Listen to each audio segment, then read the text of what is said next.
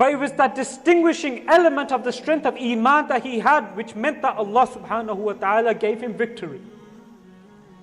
And I'll finish with one more story about Sayyidi Sultan Nuruddin Zangi rahimahullah. And it's a story I'm sure many of us have heard many times before. And another instance, and this is what has really cemented the name of Sultan Nuruddin Zangi in the pages of history. On one instance, the Messenger of Allah sallallahu alayhi wa alihi wa sahbihi wa sallam came to Sultan Nuruddin Zangi in his dreams. And he showed him two blonde men. And he said to Sultan Nuruddin Zangi rahimahullah, save me from these two.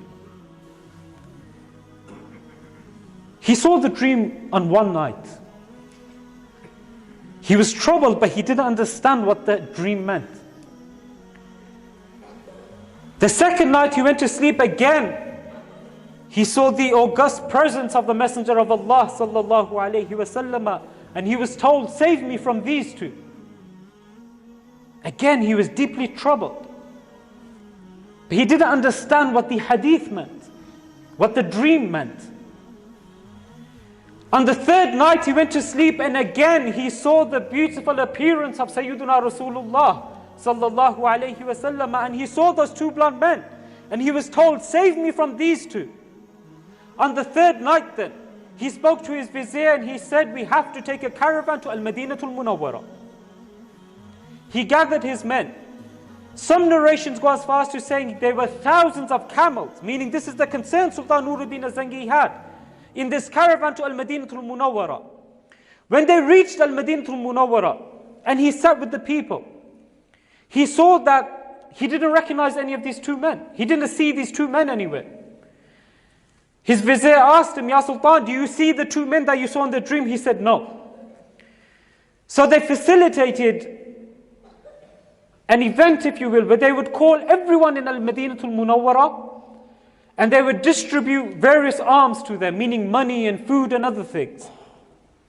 All of the people of Al-Madinatul Munawwara came. But still Sultan Nuruddin Zangi didn't see these two blonde men.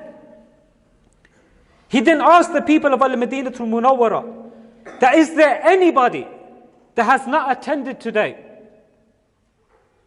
They said there are two men who are extremely pious. They fast all day and they pray all night. They're the only two men who aren't here today. He said, take me to their home. So the people of Al-Madinatul Munawwara took them to a tent. When the Sultan entered the tent,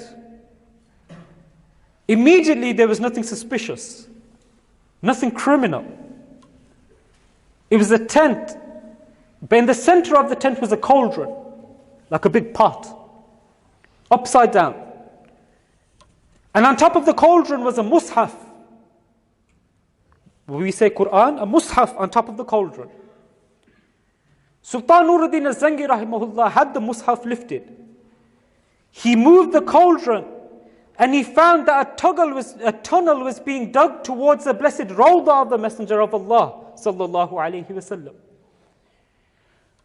He realized straight away that these two men were trying to dig a tunnel to the blessed resting place of the Messenger of Allah sallallahu alayhi wa sallam. When the two men returned, he found out they'd been digging. And every night they would take the soil, place it in Al-Baqi al-Sharif, and they would continue digging the next day. When they came back and they admitted that this was their intention, immediately the Sultan took out his sword and he decapitated both of the men. Sultan Nuruddin Zangi rahimahullah ta'ala, thereafter the people of Al-Madinatul Munawwara, they said to him, build some kind of structure around the Rawdah that will ensure that until Al-Qiyamah, nobody will ever be able to do this.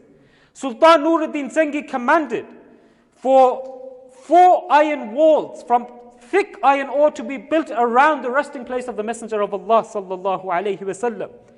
By merit of those, until today, nobody can reach the resting place of the Messenger of Allah sallallahu alayhi wa sallam. The people of Al-Madinatul Munawwara honored him so much that above one of the doors of Al-Masjid al-Nabawi Sharif, they wrote the name Nuruddin. Zangi, rahimahullahu ta'ala, which was visible for generations after generations until very recently, which the recent authorities removed the name of Sultan Nuruddin Zangi, rahimahullah. Now the rumors at the time, who were these two men and where did they come from?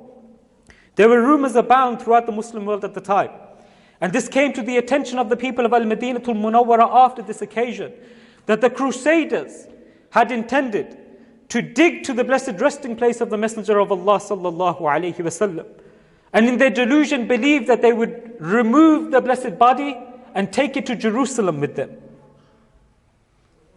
But the strength of the iman of Sultan Nuruddin Zangi was such that the Messenger of Allah sallallahu alaihi wasallam himself came to him in his dreams and gave him the great fortune of being the man who would be given this great fortune of taking the lives of those people and preventing the plans of the Crusaders. So these were just two very brief stories. But they shouldn't just be told to the merit of nostalgia, to make us feel good. We should take a lesson from them. That over 14 years of our religion have not always been easy. They've not always been of authority or sovereignty. Muslims have gone through difficult times. Muslims have gone through times which were greatly more difficult than some of the things we face today. But if you inculcate within your heart iman in Allah, love for Allah subhanahu wa ta'ala, and iman for Sayyidina Rasulullah sallallahu alayhi wa sallam, and love for Sayyidina Rasulullah sallallahu alayhi wa alihi wa sallam, even when you feel you're at your weakest, when you feel there's nobody there to help you, Sayyidina Rasulullah sallallahu alayhi wa sallam himself will come and give you the glad tidings of victory.